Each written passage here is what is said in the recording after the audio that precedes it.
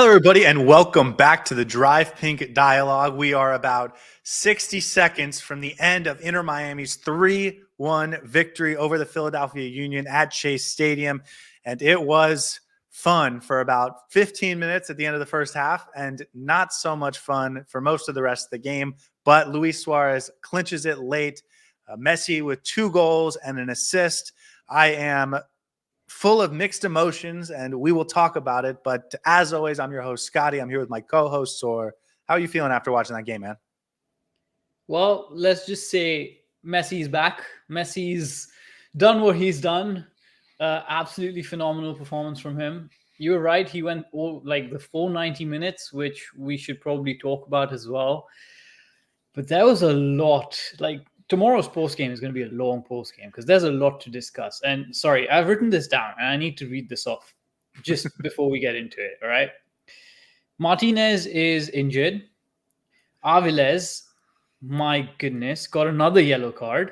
He definitely has something in his contract that says he can't play 2 consecutive games. Noah Allen, who came on for Martinez, also got injured, potentially out for the next game. Martinez's injury looks long-term. Aviles is going to be unavailable in the next game. Sergio Busquets got a yellow card. He's going to be out as well in the next game. Christoph is injured. The only centre-back out and out that we have available to us is Ian Frey. So the positive thing is we're going to see Ian Frey in the next game, which is great. Fantastic. Exactly what we want. Silver we linings. Don't have any other centre-backs. Listen, I think Christoph is probably able to go if we need him. I'm sure Ryan Saylor is also available somewhere, and maybe we'll get a Tyler Hall debut. I don't know. It could be fun. Okay, let's start with Messi, because it feels like the title of the article, of the video, of the whatever, is Lionel Messi's back. 2 goals. He looked a little sloppy in the first 10 minutes, I think, by his standards at least, but then was Messi from then on. Scores 2 goals, has an assist at the end of the first half that he is chalked off because he was half a step off sides. Gets another assist at the end, so he finishes with 2 goals and an assist. Inter Miami wins 3-1. He's the man of the match, no doubt about it. Stud. It feels like after you get past the title and that first 3 sentences, nothing else is about Messi in the rest of the article, because he did exactly what we expected. He's back. It's standard. But so much of the rest of the performance was frustrating, boring. The personnel felt mismatched. The style felt mismatched. The game plan in the second half was, I don't understand. The substitutions came late, even though you have an incredibly deep, talented bench.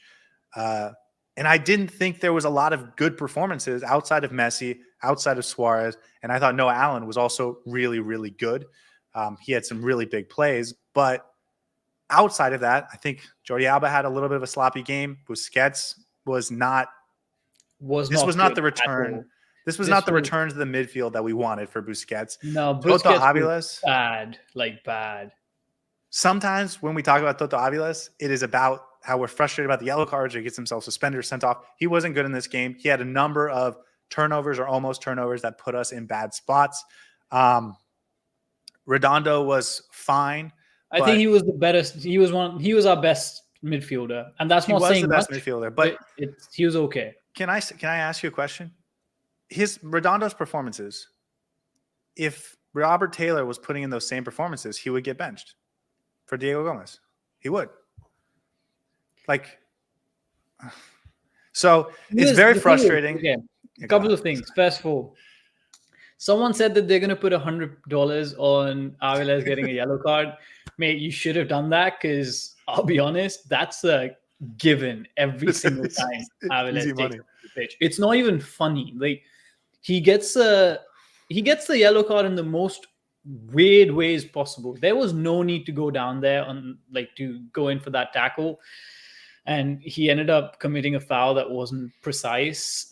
Someone needs to teach him how to slide tackle or go in, because it's getting out of hand now. If he keeps doing this in the playoffs as well, we don't have a consistent backline because of Aviles at this point. And he's not even injured. It's just that he can't keep himself on the pitch. Okay. Going back to the Redondo point. Sorry. I thought he was decent. And I don't even want to pick on Redondo. He was fine. Yeah, Like, it's not, he a lot but better it's just than as the like an players example of around him. all the. So I'm just gonna not knock on him at all. I thought he was much better than everybody else around him. Gresso was missing. I thought Busquets had a really poor game. There was a chance that he almost set Philly up for, which would have basically tied the game up. And listen, let's be honest. Philadelphia was the better team. They had the better chances than us. They were very, very dangerous at large chunks of the game. Messi didn't have the best game over the course of 90 minutes, but that's expected. He's coming back after a 3-month layoff. This is the first time he's playing, gone the full 90 minutes, and basically made 3 goals for your team. You can't ask anything more from him. Bright looked good when he came on. I thought Ian Frey did a good job when he came on. Kramaski looked really good when he came on. But overall, really poor game. Very weird, not set up well, and you know what it was? It was exactly how we played in the first 10 games of the season. Exactly how we played. No. It wasn't. It wasn't the first 10. It was after the first 3. We kicked Orlando's behind 5-0, and then we traded DeAndre Yedlin, disrupted everything, and then we, just like you said, we went on like a 10-game streak where we just looked sloppy. Let me stop you for a second because I want to get to the chat. Hash says few, and I think that is a feeling that all of us had when that last goal went in with Suarez. Taran says that second half is rough and dead. And tomorrow when we do the full game breakdown, we're going to talk about that second half because I will say it was unwatchable at some points. Like I genuinely couldn't sit and watch it. It didn't make sense because you were leaving yourself vulnerable defensively, but not actually benefiting anything offensively because everyone was exhausted. And sorry, I want to get this off my chest.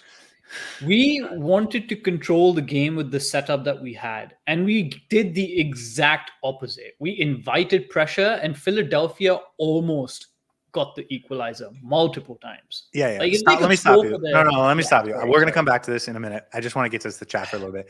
I don't know says Messi, but no Martinez. Listen, Messi, I think, and SD says the same thing. The duo of Suarez and Messi together, they're fine. Like I have no questions. They're back. Like Suarez was good. They were both good. They had good chemistry. Messi is going to just get better and better. But like, this was a great return. I'm so happy with everything, related. Silo says, I predicted 3-1. Messi, 2 goals and assists. Got it spot on today. Nice. Nuno says, shambles of a game. Bizrat says, closer than I expected. I don't know. Says, is there a place to bet Avila's getting a yellow every single time? Listen, another bright side, he's not going to get a yellow card next game because he's suspended. Silo says, but Tata set us up to fail. Thank God we have Messi. Yeah, listen, if we didn't have Messi, we would have lost this game. But maybe not because Tata would have done a different style that you could also use Messi and that would have been more sound. I don't understand. Horrible game from Miami, especially the defense from Gel.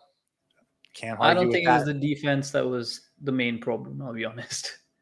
I think Avila is, and I think the fullbacks were.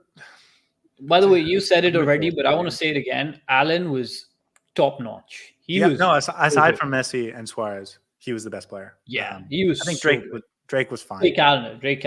Calendar could have done maybe a little bit better on the first goal. I'd have to rewatch it, but hard to be too judgmental on a shot in 45 seconds into the game.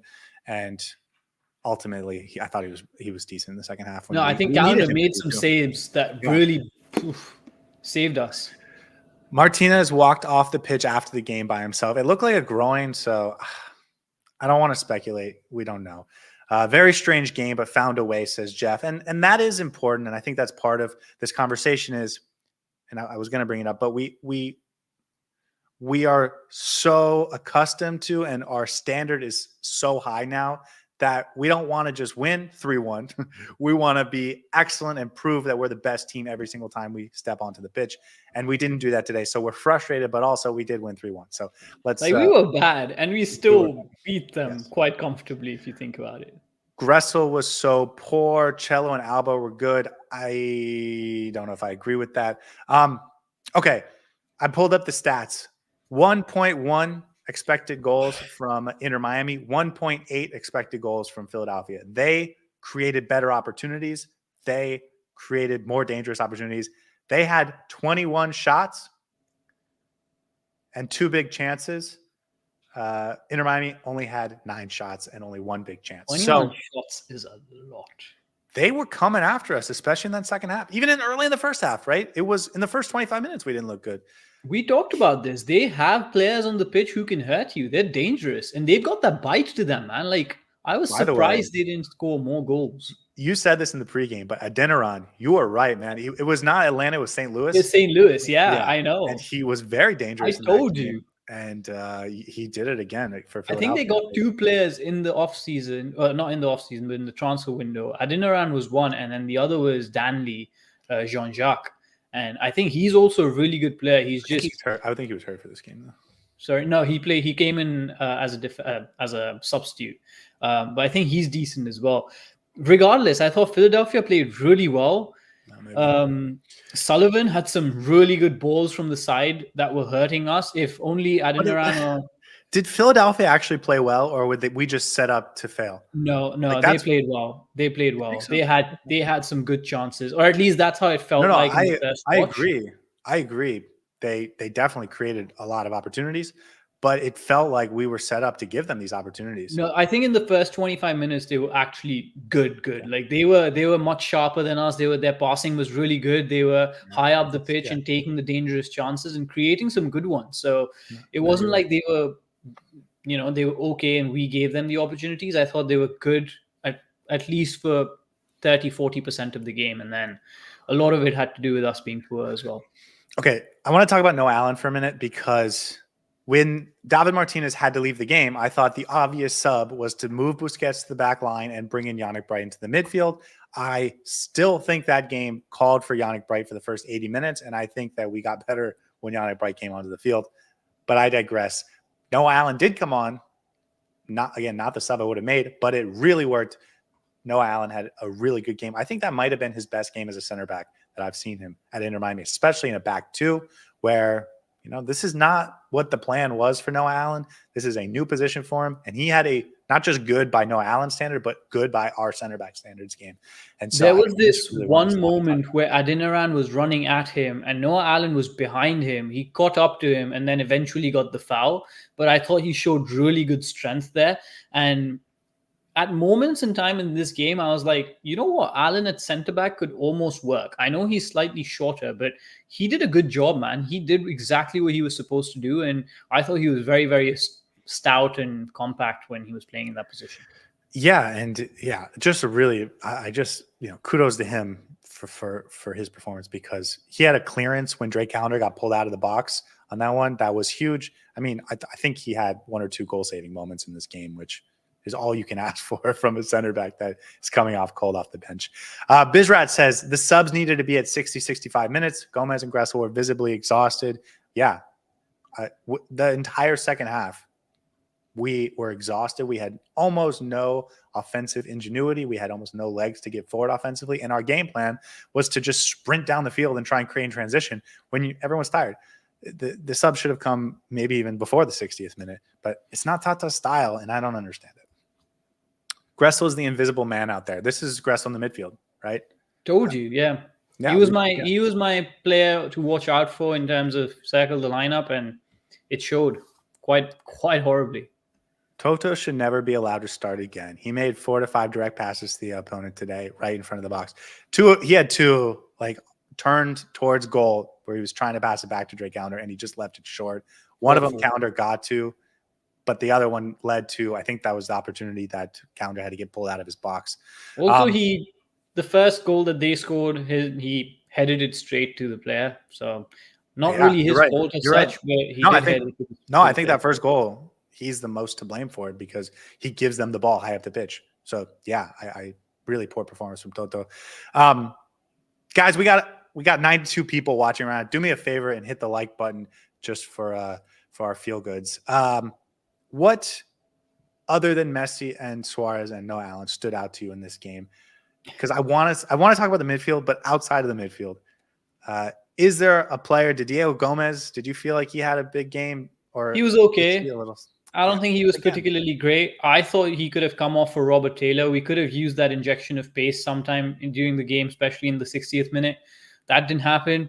Ian Frey looked a class apart when he came on. I thought the thing with Ian Frey is he didn't even do anything. let's be honest, but he's just so silky and smooth. There was this one pass that he made straight into the midfield, into Messi's chest, and I was like, dude, if Cello could do more of that, we would be so good at playing out from the back. And it just hurts to see Ian Frey's talent get withered away on the bench, because let's be honest, he is better than any other option that we have in that position. Let's not make this a Cello Ian Frey argument, because we've had it 100 times. Everyone knows how we feel about this. I agree with you. Listen, I don't want to grade Ian Frey on 4 minutes, but Cello was playing as like the number 9 at some points in this game, and it was a weirdly disorganized game. It just felt we didn't play with a plan like we normally do. These last few months we've been able to see what the plan is, whether it's a counter-attacking plan that we come up with, whether it's a high press style. It just felt like today's plan was put the players on the pitch and let them do their thing.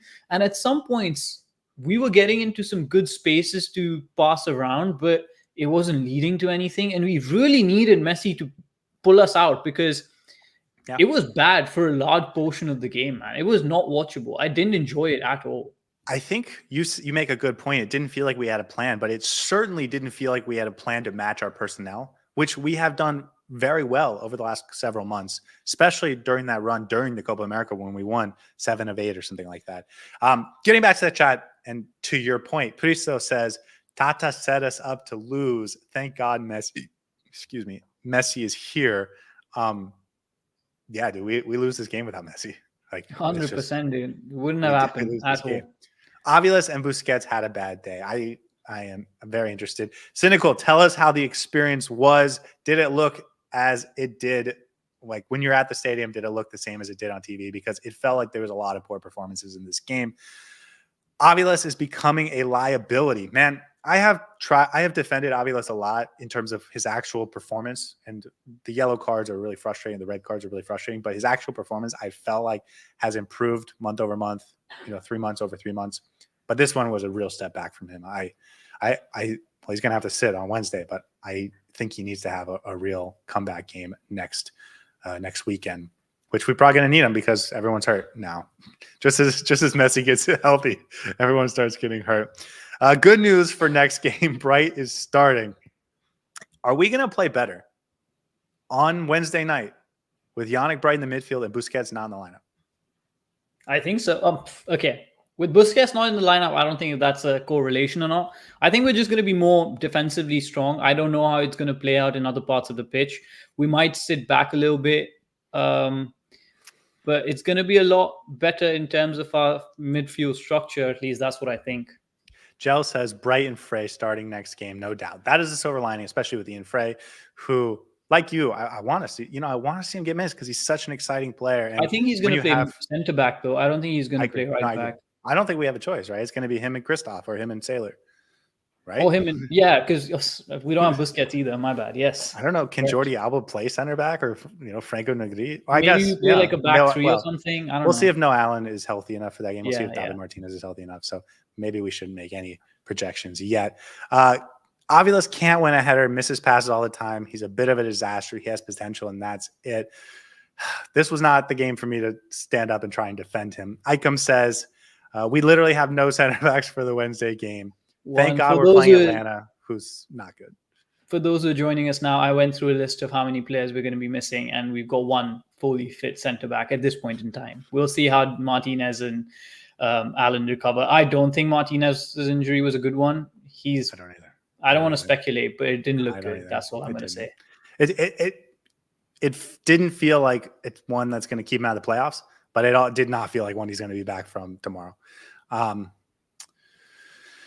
We were chasing them the second half. The defense looked horrible. The midfield looked horrible. And this is, I think, the thing that in the early parts of the season we learned is that the defense is going to look horrible when the midfield looks horrible. And the midfield was bad. And it was because of the personnel. I don't know what else to say. We'll break it down in more depth in our full game breakdown tomorrow. But AZ says LFG. And listen, if you're happy right now about Inter Miami's win, that's awesome. Keep that happiness. Don't let us get you down, because anytime you win, anytime you get closer to the supporter shield, we're on 62 points right now. The Inter Miami record was like 44, 47 or something like that.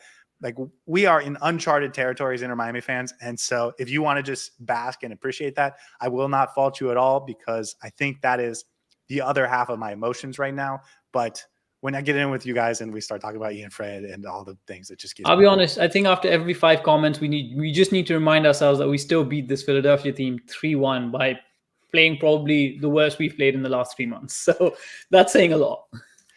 Ash says Tata's trash tactics. Gel says Messi didn't have an outstanding game and he still made 3 goals and assists.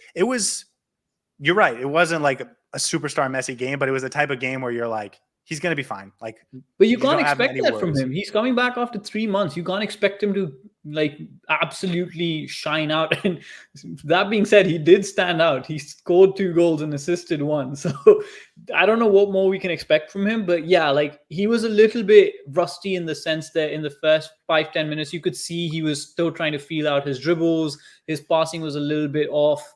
But that's going to come. He just needs to get back into the game rhythm a bit. And the fact that he can still score 2 goals and assist 1 and essentially win us the game, it's just him, man. It's just him. Okay. Can I ask you a question while we're on a little bit of positivity?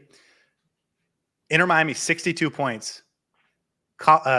Columbus and Cincinnati played each other, 0-0 draw. They both dropped 2 points. The Galaxy and LAFC play each other tonight. The only other 2 teams that are even remotely in the Supporters Shield race. If they draw tonight and they each drop 2 points, are you going to be ready to say it's over? I already think it's over. I already said it's over. But are you potentially, if there's a draw tonight in LA, will you be ready to say that the Supporters Shield race is over? I think the closest team to us is LAFC, right? They're on 48 points. If they win both their games in hand, they're going to be at 54 points, which is still 8 points. No. This is if they draw tonight. So they would only get possibly four of those 6 points in hand. So they would be even farther down. If they draw tonight, I will start being a little bit more optimistic about it. It's over, dude. I'm telling you guys, the Supporter Shield race is over. It would take the unbelievable collapse of Inter Miami that only Tata Martino could bring around. But I don't even think Tata's going to mess this up as long as we don't have a rash of Barcelona-related injuries. Nuno says, Busquets, Redondo, and Gressel are too slow to form a midfield trio. Maybe we should just hold off on the midfield conversation until tomorrow and go more in depth on why it doesn't work. But I agree with you, Nuno. It's a problem, and we have been talking about this trio, or especially Busquets and Gressel together, as something that doesn't work for the last 3, 4, 5 months. And we just haven't seen it lately because Busquets has played a lot on the back line. Gressel's played a lot in the front line. And so we just haven't seen it. But by the way, Salt Lake is losing as well. So, well, they're so far gone now. Mark says, I knew Aviles was going to ground for the tackle. Happened right in front of me. This was the worst we played and won 3-1. I thought for a deck D was actually going to go without for a second. Thought that was going to go without subs. That's too late, man. The 79th minute is too late. Tata's tactics is the reason for this disorganization in the midfield. I think it's more to do with personnel. Messi TV says, I think formulated a one-word answer for what the issue is with this particular midfield trio. That's roles. ROLES. It's as simple as that. They don't know what their role is when they're in that midfield because they're all 2 very similar profiles, all 3 of them. Yeah, they don't complement each other well. No, not at all. Messi TV says, I need to finish this thought, but I think it's too much of passing the baton to the other in terms of the responsibility gets bucked around, and it's very much visible, especially with Gressel being invisible for half the game. Sergio Busquets didn't have a particularly good game. It's roles, man. It's roles and responsibilities. It's nothing else. Guys, I ask again, we're up to 120 people watching. Please do us a favor and hit that like button. Bizrat says, if Philly finished their chances, we could have been in trouble. If Philly finished their chances, we would have lost the game. They were the better team. 21 shots. They were the better team. Mark was about to sub himself on. Redondo doesn't do anything positive in this formation. I don't want to harp on Redondo because he was fine today. Like there were people that had poor performances. Yeah. There were people that had good performances. And I think he was one of the few that was just solid. I don't know long-term about Redondo in this formation. He's a good player, but We've had that conversation. Skrilla, we need to fix the yellow cards. A lot of players will not be there against Atlanta. I mean, we're going to beat Atlanta. Even if we play worse, Messi's just going to score 2 goals in the second half. And like, I'm not even worried about losing the game. It's just frustrating because you don't get to see the team like ball out like you want them to, or, you know, live up to their potential like you want them to. Joe says, honestly, this should have been a loss for us if not for Drake's brilliance. I think when we rewatch the game, Drake is going to stand out a little bit more. I thought he was phenomenal for the majority of the game. Some of his saves were brilliant. Sean says Drake for man of the match. Nuno says Tata can't fit Messi with the rest of the team. I don't think it's a Messi. No. Hold on. No, this is absolutely right. Tata can't fit Messi with the rest of the team. Tata, Messi can fit in with the rest of this team. No problem. You put Zidane, Figo, Ronaldo, and all those players, and Tata still won't be able to fit them all together. So that's a Tata thing, not a Messi thing. Everyone is giving the ball to Messi to go forward and create. I think that was certainly something, and that's something I'm gonna be paying attention to when I rewatch another bucking of responsibility. That's gonna be the theme of tomorrow's post game, especially from the midfield, man. Ash says back passing and cross passing in your box when opposing players are there is a bold tactic, dude. You know what the biggest one was for me? I think this was in the 30 seconds. The first time the ball was kicked out, Redondo had so much space out forward, and he went back to Drake Callender. And I was like, what was that? Like, just turn around and just move forward. And I see Scotty's expression has changed a little bit, so I'm not sure what that's about. But anyway. Sorry, no, I was just reading the chat. Okay. Yeah, AZ says Aviles was the main problem. Can't handle the pressure sometimes. Man of the match, Allen for me, Tanner. Yeah, I thought Allen was exceptional. Nuno says, yeah, the team plays too high with Messi, too stressed, no positional discipline, tough watch. We haven't played this style since Messi left, and we went right back to it, and it looked as chaotic and disorganized as it ever has, and it was frustrating. The last time we played this style, we gave up 3 goals to St. Louis. The game before that, we gave up 3 goals to Atlanta. We got 1 point out of those 2 games. And this was the same exact thing. And again, as we've mentioned, Philadelphia could have won this game and taken all 3 points. Messi, 15 out of 15. Feels like the same as a 10 out of 10, but whatever. Messi TV, why does the team love sitting back in the second half? We'll talk about that tomorrow in the full game breakdown. Cincinnati and Columbus drew. The race to the supporter shield is closer. I think it's over. Messi is both boon and curse to Miami. No, it's Tata Martino. Yeah. We are going to take the shield, and that's it, I think. Nuno, I agree with you. Depends on the coach and how he integrates Messi into the team. Yep. Allen almost landed on his head. It was a scary man. But feels like the kind of thing where he'll wake up tomorrow and he'll either be really sore in the neck or he'll be fine. And he'll just be ready to go. Hopefully. That Allen injury was indirectly caused by Toto. That was on the last Toto ball that was too short. It should have been Bright and Boosie moved back, but Allen had a great game in a rough position. Sean, I agree 100%. Silo says, actually, since Cincinnati and Columbus drew, the supporter shield race is pretty much over. I think it's over in the East. I think the East is over. It's like we have a 10-point lead on Cincinnati and a 14-point lead. I've seen a 10-point lead disappear before with like 8 games left.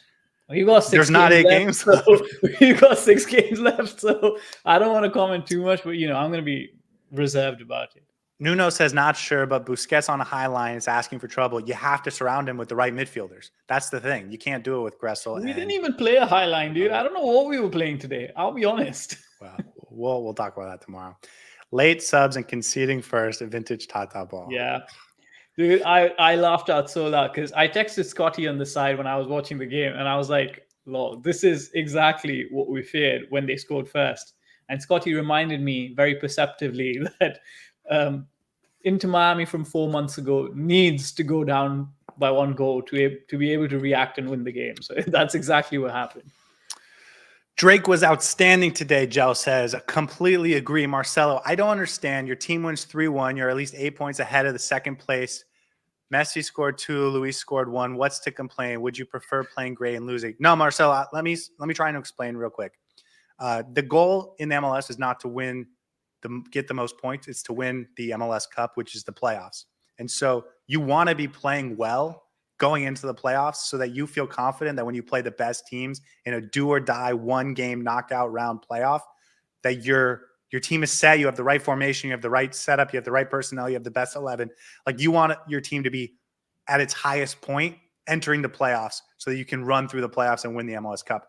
I think we're going to win the league. I already think it's over in terms of winning the Supporters Shield, getting the most points in the league. If that was the ultimate goal, then we wouldn't be complaining right now. We would be celebrating how we'd be watching the LAFC, LA Galaxy game thinking we could win the whole thing tonight, right? Instead, we're trying to build this team. Well, we want the team to build itself to a successful playoff run. Zeta says, vamos. Going back to Marcelo, though, that doesn't take away from the fact that I appreciate that Inter Miami has never done what they're doing right now and had an awful We're performance. spoiled as fans, man. We are definitely spoiled. And the fact that we're sitting here and criticizing the performance when we've just won is, well, honestly, I'm very happy to be in that space because I would love for my team to win every single time by playing like that. Okay, guys, you guys are amazing. I don't even know what to say. There are too many in the chat, too many chats in the conversation for me to read them all on live. So I think maybe we should break. Do you have any closing words? I'm gonna go through the chat and read them all and write down any of the things I think are worth talking about for tomorrow's episode. But is there anything else you wanted to talk about now? Because this was supposed to be like an emotional instant reaction.